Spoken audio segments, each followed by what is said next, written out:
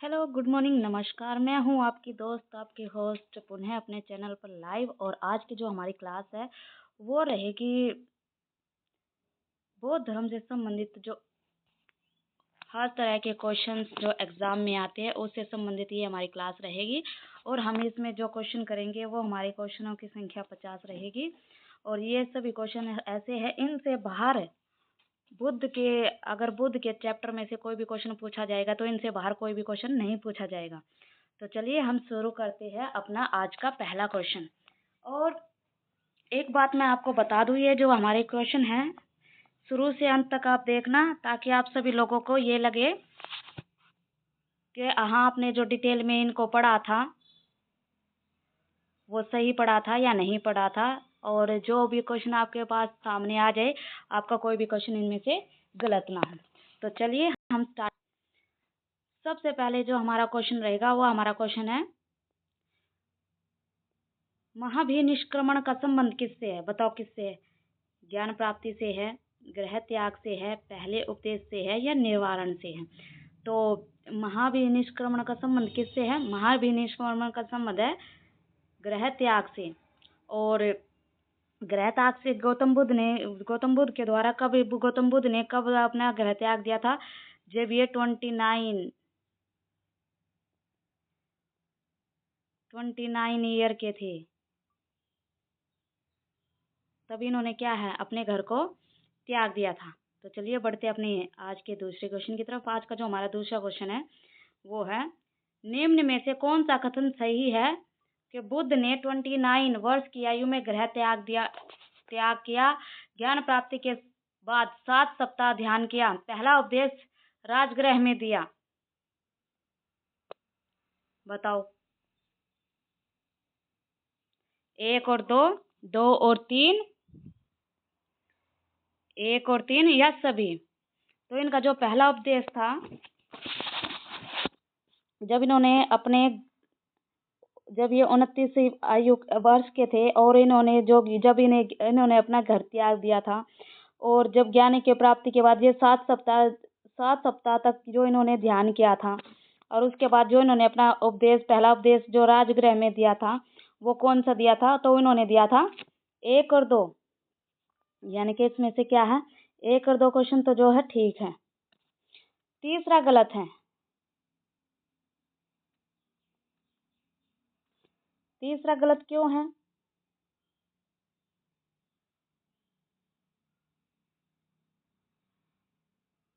Third question wrong क्यों है? देखो, जो पहला उपदेश था ना, जो पहला उपदेश था हमारे बुद्ध ने, वो दिया था कहाँ पे? दिया था इन्होंने पहला उपदेश दिया था सारनाथ में, राजगृह में नहीं दिया था। इसलिए तीसरा गलत है और पहला और दूसरा सही है। तो चलिए बढ़ते हैं अपने अगले क्वेश्चन की तरफ। अगला क्वेश्चन हमें क्या बताता है, सुनो। धर्म चक्र प्रवर्तन में दिए गए उपदेश किससे संबंधित है? बताओ। जो धर्म चक्र है हमारा, उसमें जो दिए गए जो उपदेश है वो किससे संबंध है? त्रिपिटक से है, अष्टांगिक मार्ग से है, संघ से या विनय से? तो हमारे धर्म चक्र प्रवर्तन में जो दिए गए उपदेश है वो हमारे संबंधित है किससे? हमारे अष्टांगिक मार्ग से। और अष्टांगिक मार्ग से क्यों सत्य है, ये देखो। धर्मचक्र प्रवर्तन में 4 आर्य सत्य है, अष्टांगिक मार्ग उनमें से एक है। ठीक है, तो चलिए बढ़ते अपने अगले क्वेश्चन की तरफ। हमारा जो अगला क्वेश्चन है, हमारा फोर्थ क्वेश्चन, सारनाथ का प्राचीन नाम क्या था? देखो बताओ, इसका प्राचीन नाम क्या था सारनाथ का? इसी पतन था, उज्जैन था, वैशाली था या तक्षशिला था? तो इसका प्राचीन नाम क्या था इसका हमारे? तो इसका प्राचीन नाम था सारनाथ का इसी पतन। और इसी पतन का ही इसका, इसी पतन को भी क्या कहते थे? ऋषि पतन।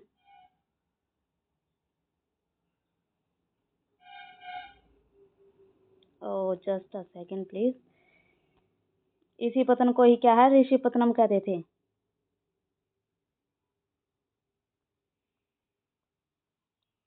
ऋषि पतन ही इसका अन्य नाम और था। ठीक है, तो चलिए बढ़ते अपने अगले क्वेश्चन की तरफ। हमारा जो 5वां क्वेश्चन है वो हमें क्या बताता है, तो सुनिए। बौद्ध धर्म में अनात्मवाद का अर्थ क्या है? आत्मा अमर है, आत्मा नहीं है, पुनर्जन्म नहीं होता, कर्म नहीं होता। तो बताइए क्या नहीं है। तो जो आत्मवाद है ना, ये क्या नहीं मानते, तो क्या नहीं मानते, ये आत्मा नहीं है। क्योंकि जो अनात्मवाद है ना, ये क्या है, स्थायी जो आत्मा का है वो क्या करते हैं, निषेध करते हैं। ये इसका क्या करते हैं, निषेध। तो चलिए बढ़ते हैं अपने अगले क्वेश्चन की तरफ। हमारा जो अगला क्वेश्चन है वो देखिए क्या कहता है। निम्न में से कौन त्रिरत्न में शामिल नहीं है, बुद्ध, संघ, धर्म या वेद। कौन नहीं शामिल है त्रिरत्न में, तो त्रिरत्न में जो शामिल नहीं है वो हमारे वेद। बाकी हमारे त्रिरत्न क्या है, बुद्ध है, संघ है, धर्म है। देखो क्वेश्चन को ध्यान से पढ़ना है, उसमें क्या पूछा गया है और क्या नहीं पूछा गया है। अगर हमसे ये पूछा शामिल है, तो वेद की जगह अगर ऑल ऑफ दीज होता, ऑल होता, तो क्या होता, ये राइट आंसर होता। लेकिन इन्होंने क्या पूछा है क्वेश्चन में, शामिल नहीं है। तो क्वेश्चन की सेंस को देखते हुए जो शामिल नहीं है वो क्या नहीं है, हमारे बुद्ध के त्रिरत्नों में, त्रिरत्नों में क्या शामिल नहीं है, हमारा वेद शामिल नहीं है। बाकी हमारे बुद्ध, संघ, धम्म या क्या त्रिरत्न है, ये हमारे त्रिरत्न क्या है, ये हमारे त्रिरत्न है। तो चलिए बढ़ते हैं अपने अगले क्वेश्चन की तरफ। चार आर्य सत्य में दूसरा सत्य क्या है, बताओ। चार आर्य सत्य थे जो बुद्ध के, उनमें दूसरा सत्य क्या था, उनका दूसरा सत्य क्या था। चार आर्य सत्य में दुख का कारण, दूसरा अर्थ, पहला क्या है, सत्य, दूसरा दुख। और दुख भी क्या से, दुख हमें किससे होता है, दुख का कारण क्या होता है, हमारे दुख का जो कारण आता है वो हमारी तृष्णाएं होती है, या कह ले हमारी इच्छाएं। क्योंकि इंसान की इच्छाएं कभी समाप्त नहीं होती, और जो हमारी इच्छाएं होती है ना, वही हमारे क्या है, दुख का कारण बनती है। तो चलिए बढ़ते हैं अपने अगले क्वेश्चन की तरफ। हमारा जो अगला क्वेश्चन है वो हमें क्या बताता है, देखते हैं। बौद्ध धर्म में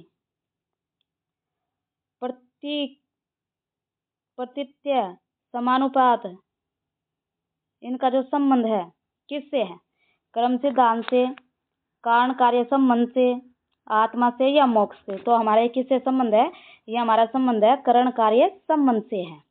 और ये क्यों है, देखो ये जो सब कारण होते हैं या कार्य होते हैं किससे उत्पन्न होते हैं, प्रत्युत समानुपात से ही उत्पन्न होते हैं। तो चलिए बढ़ते हैं अपने अगले क्वेश्चन की तरफ। हमारा जो अगला क्वेश्चन है हमें क्या बताता है। महायान का उदय कब हुआ, जो हमारे महायान है उसका उदय कब हुआ, बुद्ध के समय, अशोक के समय, कुषाण के समय या गुप्त के समय। तो बताओ महायान का संबंध किससे हुआ या कब उदय हुआ था, ये हुआ था हमारे कुषाण के समय में। तो चलिए बढ़ते अपने अगले क्वेश्चन की तरफ। हमारा जो अगला क्वेश्चन है वो हमें क्या बताता है। निम्न में से कौन सा हीनयान का लक्षण है, देखो हीनयान का क्या लक्षण है, क्या है बताइए उसमें। हीनयान का जो लक्षण है, हीनयान का लक्षण मैंने आपको बताया था। हीनयान का लक्षण किससे संबंधित होते हैं, ये व्यक्तिगत मोक्ष से होता है। अगर यहाँ पे अगर महायान होता तो महायान का संबंध किससे होता है, ये महायान क्या है, बुद्ध को देवता मानकर पूजा करते थे, तो पूजा अर्चना में इनका होता महायान का, ठीक है। तो चलिए बढ़ते अपने अगले क्वेश्चन की तरफ। अगला क्वेश्चन जो हमारा स्टेटमेंट बेस्ड है, हमारे क्वेश्चन, ये इनमें ना अलग अलग पार्ट रहेंगे कि कौन सा क्वेश्चन किससे बेस्ड है, कौन सा क्वेश्चन किसके बेस्ड है, ठीक है। तो चलिए, बौद्ध धर्म में ईश्वर की मान्यता नहीं है, आत्मा का अस्तित्व स्वीकार किया गया है, कर्म और पुनर्जन्म में विश्वास है। तो बताए, एक और तीन, ये हमारी जस्ट अ सेकंड प्लीज, ये हमारा एक है, ये दो है, ये तीन है। एक और तीन, दो और तीन, केवल एक या सभी, बताए। इसका जो संबंध है वो सिर्फ हमारे कौन सा ठीक है, एक और तीन ठीक है। और ये क्यों ठीक है, देखो ईश्वर को नहीं मानता, कर्म पूजन पुनर्जन्म मानते हैं और आत्मा का निषेध करते हैं। ये क्या है, आत्मा कर्म और पुनर्जन्म में क्या है, विश्वास करते हैं, और आत्मा का निषेध करते हैं, ठीक है। तो चलिए बढ़ते अपने अगले क्वेश्चन की तरफ। देखो विनय पिटक संबंध है, किससे संबंध है? उपदेश से, नियम से, दर्शन से या कथा से? जो विनय पिटक का जो संबंध है वो किससे? हमारे दर्शन से, हमारी फिलोसफी से है। और ये क्यों है? देखो ये क्या है? विनय पिटक को किसका क्या बोला गया है? विनय पिटक को बोला गया भिक्षुकों का नियम। किसका नियम? भिक्षुकों का।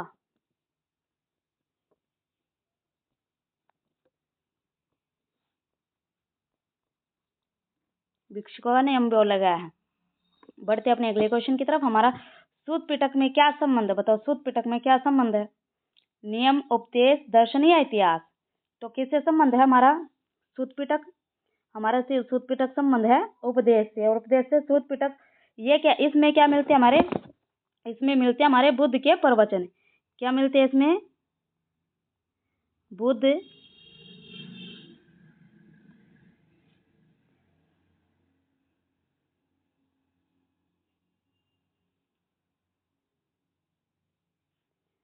बुद्ध के क्या मिलते हैं? प्रवचन मिलते हैं इसमें। किसमें मिलते हैं बुद्ध के प्रवचन? सूत पिटक में। और विनय पिटक में भिक्षुओं के नियम, जो भिक्षुओं से संबंधित जो नियम होते थे। तो चलिए बढ़ते अपने अगले क्वेश्चनों की तरफ। हमारा जो अगला क्वेश्चन है वो देखो क्या है। अभिधम्म पिटक का संबंध किससे है? नियम से, उपदेश से, दर्शन से या कथा से? अभिधम्म पिटक का भी संबंध किससे है? हमारे दर्शन से है। यह क्या करता है? दार्शनिक विश्लेषण करता है। क्या करते हैं हमारे? दार्शनिक विश्लेषण।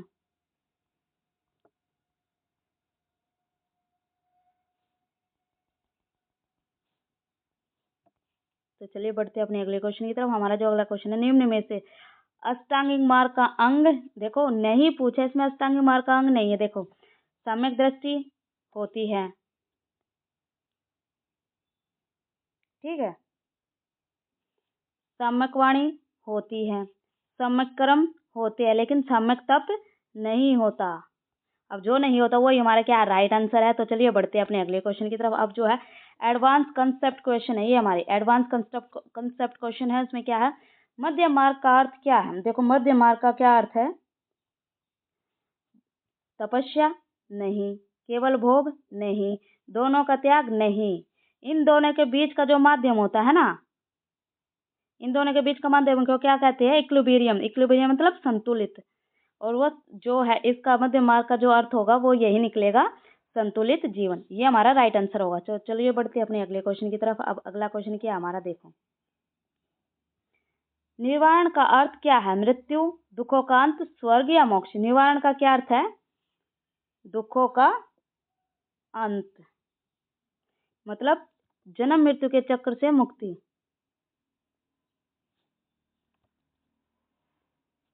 क्या है इसमें? दुखों का अंत है। दुखों का अंत किससे होता है? जब हम जन्म और मृत्यु से मुक्ति मिल जाती है।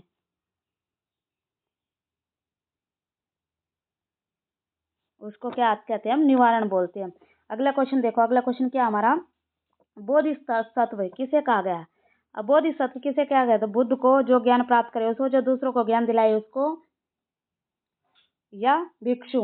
देखो बोधिसत्व क्या होता है? बोधिसत्व होता है जो दूसरों को ज्ञान दिलाए। मतलब बोधिसत्व क्या है? दूसरों के उद्धार के लिए ही कार्य करता है। किसके लिए कार्य करता है? दूसरों के उद्धार के लिए। तो चलिए बढ़ते हैं अपने अगले क्वेश्चन की तरफ। हमारा जो अगला क्वेश्चन है वो हमें क्या बताता है, तो चलिए जानते हैं। बौद्ध धर्म में संघ का अर्थ, बताओ संघ का क्या अर्थ होता है बौद्ध धर्म में? ग्रंथ तो होगा ही नहीं, मंदिर ये मानते नहीं थे, नियम इनके तो थे नहीं, तो क्या बचा हमारा? भिक्षु का समूह। तो क्या बचा? उस संघ को क्या कहते हैं? भिक्षुओं का समूह। और ये क्या है? धार्मिक संगठन ही बोलते हैं इसको, धार्मिक संगठन भी बोल सकते हैं। अगर एग्जाम में पूछ लिया जाए या ऑप्शन की धार्मिक संगठन आ जाए तो हम क्या करेंगे? धार्मिक संगठन।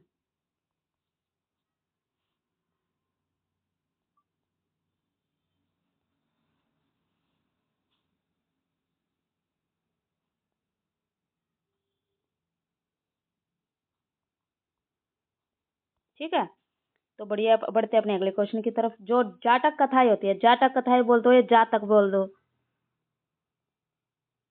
जातक कथाएं भी बोल सकते हैं।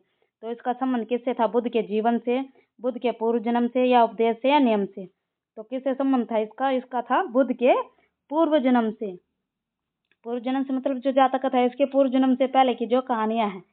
ठीक है, तो चलिए बढ़ते अपने अगले क्वेश्चन की तरफ। अगले क्वेश्चन जो हमारे हिस्टोरिकल और काउंसलिंग बेस्ड है, हमारी जो क्वेश्चन है किससे संबंधित है? ये हमारे बुद्ध से संबंधित है। अब देखो, प्रथम बौद्ध संगति कहाँ हुई थी? हमारी जो प्रथम बौद्ध संगति हुई थी वो कहाँ पे हुई थी? हमारी वैशाली में हुई थी।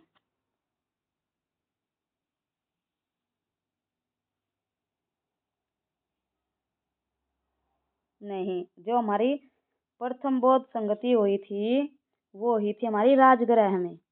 और ये कब हुई थी? अगर मैं बता दूं आपको कब हुई थी, ये हुई थी हमारी 483 ईसा पूर्व। कब हुई थी? 483 ईसा पूर्व। और उस समय जो इनके अध्यक्ष थे वो कौन थे? महाकश्यप थे। जो अध्यक्ष थे वो कौन थे? हमारे महाकश्यप। और अगर हम कह दे शासनकाल किसका था, तो उस समय शासनकाल किसका था? अजात शत्रु का।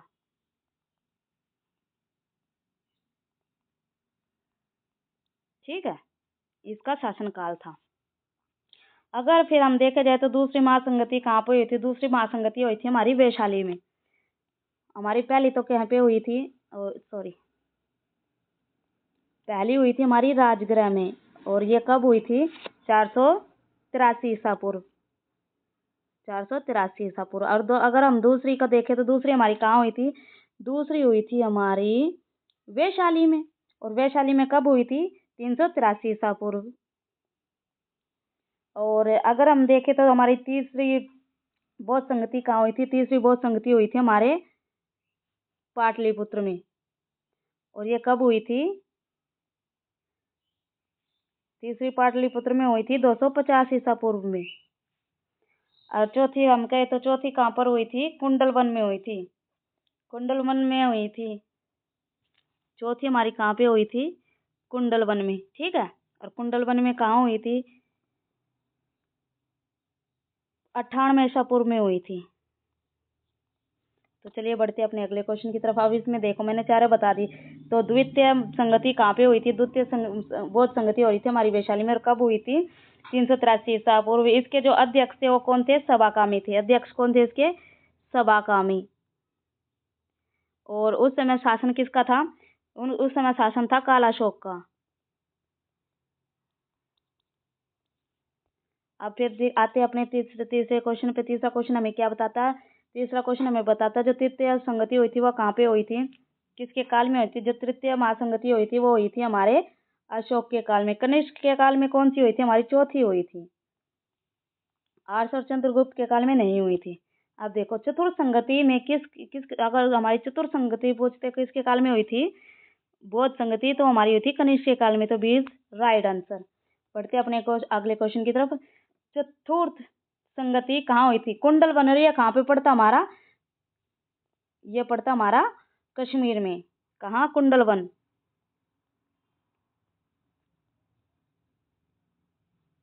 ठीक है, तो चलिए बढ़ते हैं अगले अब जो क्वेश्चन आएंगे वो आएंगे सारे किसके बेस्ड आएंगे? पर्सनैलिटी बेस्ड आएंगे। और ये पर्सनैलिटी किसकी आएगी? गौतम बुद्ध और उनके शिष्यों की आएगी। ठीक है, तो देखो गौतम बुद्ध के प्रमुख शिष्य कौन थे? इनके जो अगर बात हो रही है इनके प्रमुख शिष्य की, अगर ये कहते तो महान प्रचारक कौन थे? तो महान प्रचारक थे अशोक। महावीर और चंद्रगुप्त का कोई नाम नहीं आएगा। अरे इसमें क्या पूछा? इस क्वेश्चन में क्या पूछा? प्रमुख शिष्य। तो प्रमुख शिष्य कौन थे इसके? आनंद थे। ये अशोक कौन थे? प्रचारक। ये आनंद इनके शिष्य भी थे और सहयोगी भी थे।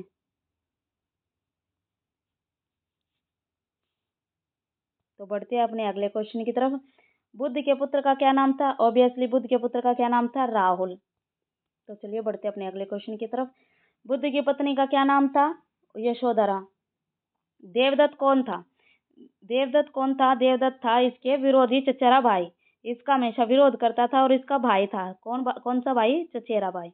तो चलिए बढ़ते हैं अपने अगले क्वेश्चन की तरफ। हमारा जो अगला क्वेश्चन है, बुद्ध के समय मगध का राजा कौन था? अब देखो जब बुद्ध का समय आया था उस समय मगध के राजा कौन थे? बिंबिसार थे।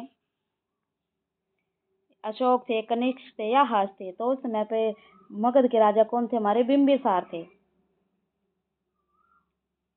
और ये ही कौन है? ये बुद्ध के क्या है? समकालीन भी है। बुद्ध के क्या है? समकालीन।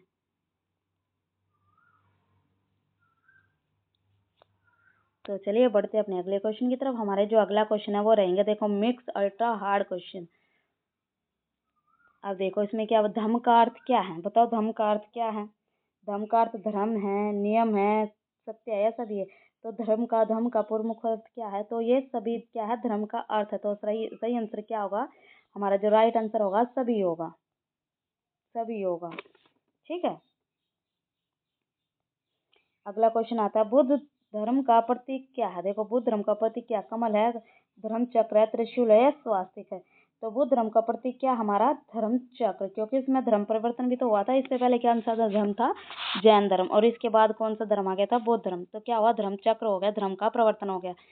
बुद्ध धर्म का प्रचार सबसे अधिक किसने किया था? बुद्ध धर्म का प्रचार, देखो, सबसे महान या सबसे बड़ा इसका प्रचारक कौन था? अशोक था। ना बिंबिसार थे, ना कनिष्क थे, ना हर्ष थे। सबसे बड़े प्रचारक इनके कौन थे? अशोक थे। बढ़ते अपने अगले क्वेश्चन की तरफ। अगला क्वेश्चन है हमारा, पाली भाषा क्यों उपयोग में की गई थी? देखो, हम अधिकतर भाषा वो ही यूज करेंगे ना जो आम जनता को जल्दी से समझ में आए। तो पाली भाषा क्या थी? वहाँ के जो लोग थे, वहाँ की जो जनता थी, उनको समझ में आती थी, इसलिए जनता की भाषा थी। पाली शब्द का उपयोग इसलिए हुआ था क्योंकि ये किसकी भाषा थी?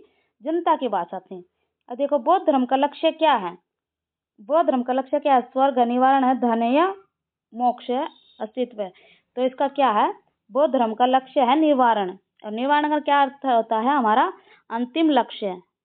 हमारा अंतिम लक्ष्य क्या है?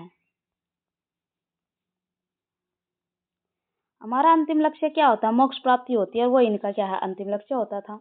अब देखो, असिस्टेंट रीजन टाइप्स क्वेश्चन देखो। बुद्ध ने असंहिता का प्रचार किया, रीजन है उन्होंने वेदों को स्वीकार किया था। दोनों है, ए सही है, आर गलत है, ए सही है, आर सही, ए गलत है, आर सही है, या दोनों गलत है? तो देखो क्या है इसका आंसर है, ए तो सही है, इसने अहिंसा का क्या प्रचार किया था, लेकिन इसने वेदों का क्या है? स्वीकार नहीं किया था। अगला क्वेश्चन है, असिस्टेंट क्या है? महायान में मूर्ति पूजा होती है और रीजन बुद्ध को देवता माना गया है। देखो, महायान में क्या मूर्ति पूजा को क्या है? मूर्ति पूजा होती है, क्योंकि ये क्या क्या मानते हैं? मूर्ति पूजा को मानते हैं। और बुद्ध को क्या है? बुद्ध को देवता मानकर ये कौन पूजते थे? महायान पूजते थे। तो दोनों ही सही हैं। तो चलिए बढ़ते अपने अगले क्वेश्चन की तरफ, मोर थॉट क्वेश्चन। अब देखो, मोर थॉट क्वेश्चन क्या क्या कहते हैं हमें? देखो, उपासक किसे कहते हैं? भिक्षु, गृहस्थ, अनुयायी, गुरु या राजन? तो उपासक किसको कहते हैं? उपासक बोलते हैं, किसको बोलते हैं? जो गृहस्थ अनुयायी होते हैं उन्हीं को उपासक या सामान्य अनुयायी बोलते हैं। उपासक या सामान्य अनुयायी। ठीक है। अब देखो, त्रिपिटक का अर्थ है तीन ग्रंथ, तीन नियम, तीन धर्म या तीन सिद्धांत। तो त्रिपिटक का क्या नियम है? तीन ग्रंथ है त्रिपिटक का सही अर्थ है। और ये कौन कौन सी हमारे तीन ग्रंथ? इन्हीं को ही हम त्रिपिटक बोलते हैं। तो चलिए बढ़ते हैं हम अपने अगले क्वेश्चन की तरफ। हमारा जो अगला क्वेश्चन है वो हमें क्या कहता है? धम्म पत्र किसे कहते हैं? बताओ, उपदेश को, नियम को, दर्शन को या कथा को? तो किसको बोलते हैं ये? उपदेश को। उपदेश को क्यों बोलते हैं? ये धम्मपत्र होते हैं, ये हमारे क्या होते हैं? नैतिक। ये हमारे क्या होते हैं? नैतिक। बताओ जरा, नैतिक उपदेश भी यही होते हैं। ठीक है। तो चलिए बढ़ते अपने अगले क्वेश्चन की तरफ। हमारा जो अगला क्वेश्चन है एक्स्ट्रा थॉट टाइप क्वेश्चन है, ये भी PQ लेवल ही है।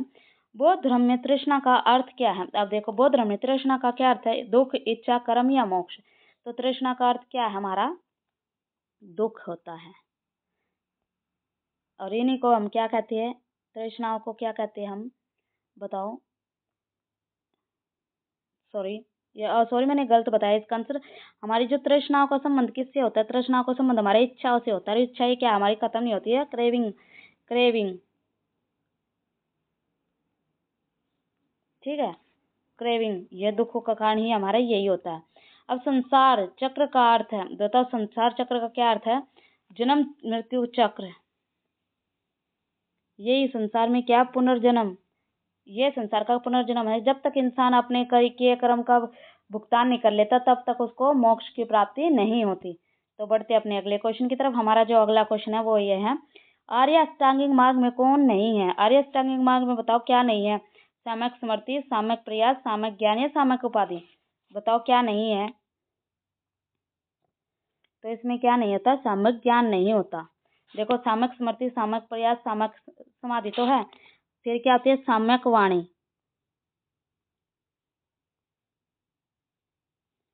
साम्यक वाणी और साम्यक दृष्टि,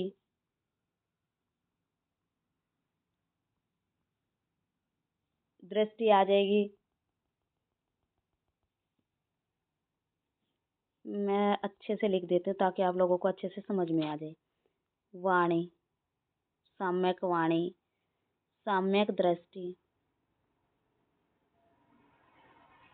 फिर आ जाते हैं हमारे साम्यक कर्म। इनके साथ साम्यक आप जोड़ देना कि मेरे पास की थोड़ी सी कमी है। साम्यक संकल्प, स्मृति है इसमें, प्रयास है इसमें, समाधि है इसमें, स्मृति और आजीवक, आजीविका,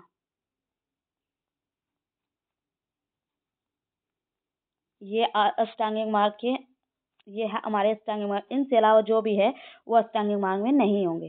तो चलिए बढ़ते अपने अगले अगले क्वेश्चन की तरफ। देखो विहार का क्या अर्थ है? मंदिर, मठ, ग्रंथ या नियम? बताओ विहार का क्या अर्थ होता है? विहार का अर्थ होता है मठ। और मठ यही क्या है? यहाँ पे क्या कौन भी निवास करते हैं? यहीं पे क्या भिक्षु निवास करते हैं यहीं पे मठों में। अब देखो चैत्य का अर्थ क्या होता है? चैत्य का क्या अर्थ होता है? बताओ। चैत्य का अर्थ होता है स्तूप, जो उनका पूजा स्थल होता है। और वो अपनी पूजा अक्सर कहाँ पे करते हैं? बौद्ध धर्म वाले स्तूपों पे। ठीक है, तो चलिए बढ़ते हैं फाइनल चैलेंजिंग क्वेश्चन की तरफ। और बहुत जल्दी हमारी ये जो क्लास ओवर होने वाली है। आप सभी लोगों से निवेदन, अगर आप लोगों को ये क्वेश्चन अच्छे लगे हैं तो ज़्यादा से ज़्यादा लाइक करो, शेयर करो और सब्सक्राइब करो जो नए बने हुए हैं हमारे चैनल पे। और कुछ हमारे घर में थोड़ी सी प्रॉब्लम चल गई है, जिसके कारण मैंने जैसे आप लोगों को प्रॉमिस किया था कि मैथ की क्लासेस भी अभी स्टार्ट हो जाएगी, लेकिन ये पोस्टपोन करके नेक्स्ट मंडे से स्टार्ट होगी। तो चलिए बढ़ते अपने अगले क्वेश्चन की तरफ। हमारा जो अगला क्वेश्चन है वो हमें क्या बताता है? देखो बौद्ध धर्म में अद्वितीय का अर्थ होता है, अविद्या का क्या अर्थ होता है? ज्ञान, अज्ञान, कर्म या मोक्ष? तो अविद्या का ज्ञान होता है अज्ञानता से, अविद्या का ज्ञान किससे होता है? ज्ञानता से। और इसी को क्या हम इग्नोरेंस भी बोलते हैं। बुद्ध का शाब्दिक अर्थ क्या है? ज्ञानी, राजा, भिक्षु या गुरु? तो बुद्ध का शाब्दिक अर्थ क्या होता है? बुद्ध का शाब्दिक अर्थ है ज्ञानी, जिसको बुद्धि जागृति जागृति भी बोल सकती है। ठीक है, तो पढ़ते अपने अगले क्वेश्चन की तरफ। अगला क्वेश्चन जो हमारा, संघ का मुख्य उद्देश्य क्या है? शासन, शिक्षा, धर्म प्रचार या व्यापार? तो संघ का क्या अर्थ है? संघ का उद्देश्य होता है धर्म का प्रचार करना, ज्यादा से ज्यादा धर्म का प्रचार करना। अगला क्वेश्चन है जो हमारा, महापरिनिर्वाण कब हुआ था? देखो महापरिनिर्वाण कब हुआ था बताना, अगर आप लोग बता पाए तो। महापरिनिर्वाण का क्या कहते हैं? कब हुआ था? ये हुआ था मृत्यु ही किसको बोलते हैं? महापरिनिर्वाण को ही मृत्यु बोलते हैं, या अंतिम अवस्था क्या बोलते हैं इसको? अंतिम अवस्था। बढ़ते अपने अगले क्वेश्चन की तरफ। हमारा जो अगला क्वेश्चन है वो रहेगा, बौद्ध धर्म किसके विरुद्ध था? कर्मकांड से, जाति प्रथा से, हिंसा से या सभी से? तो बुद्ध धर्म सब किसका विरोध करता था? बुद्ध धर्म सभी का विरोध करता था। ये कर्म कांडों का भी विरोध करता था, ये जाति प्रथा का भी विरोध करता है, हिंसा का भी विरोध करता था। इसका आंसर क्या होगा? ऑल ऑफ सभी होगा। और इसी के साथ हमारे आज के बुद्ध के क्वेश्चन स्टार्ट होते हैं। और मैं आपको बता दें इनके आंसर भी नीचे दिए गए हैं डिटेल में, आप चाहे तो इसको वीडियो को पॉज करके करके आप देख सकते हो। और अगर आप लोगों को ये क्वेश्चंस अच्छे लग रहे हैं तो हम ऐसे ही हिस्ट्री के अनेक सारे क्वेश्चंस आपके साथ लेके आते रहेंगे। जैसे मैं हमने कल जो मराठों के उत्कर्ष के बारे में पढ़ा था, आज हम उससे रिलेटेड ही मराठों के क्या है क्वेश्चंस करेंगे। और इसी के साथ हमारी आज की क्लास ओवर होती है। मिलते हैं एक नई क्लास के साथ, तब तक के लिए टाटा बाय बाय। हंसते रहो, मुस्कुराते रहो और रोज ऐसे पढ़ते रहो। इसकी जो वेरी इंपॉर्टेंट जो क्वेश्चन है, मतलब जो एग्जाम की ट्रिक जो बोलते हैं, सीक्वेंस याद कैसे रखे, इनका जन्म कहाँ पे हुआ था, लुम्बिनी में हुआ था। इन्हें ज्ञान प्राप्त कहाँ पे हुआ था, बोध गया में हुआ था। और उपदेश इन्होंने सबसे पहला उपदेश कहाँ पे दिया था, इन्होंने सारनाथ में दिया था। और इनका महापरिनिर्वाण कहाँ पे हुआ था, कुशीनगर में हुआ था। और नीचे ये हमारे अष्टांगिक मार्ग या मैंने विस्तार में ही लिखे हैं, इसलिए आप इनको अच्छे से देखना, समझना और अपने जीवन में उतारना। ठीक है। और इसी के साथ ही हमारी क्लास यहाँ पे और होती है। मिलते हैं नई क्लास के साथ, तब तक के लिए हंसते रहो, मुस्कुराते रहो और रोज ऐसे पढ़ते रहो।